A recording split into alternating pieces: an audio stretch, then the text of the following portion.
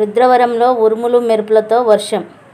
రుద్రవరం మండల కేంద్రంలో ఆదివారం ఉరుములు మెరుపులతో వర్షం కురిసింది. 2 రోజులుగా నంద్యాల జిల్లాలో వర్షాలు కురుస్తున్నప్పటికీ ఇంత వర్షపాతం నమోదు కాలేదు. ఆదివారం సాయంత్రం కురిసిన వర్షానికి రోడ్ల మీద వర్షపు నీరు ప్రవహించింది. ప్రజలకు వేసవి తాపం నుంచి కాస్త విముక్తి లభించింది. అంతేకాకుండా రైతులు కూడా హర్షం వ్యక్తం చేశారు.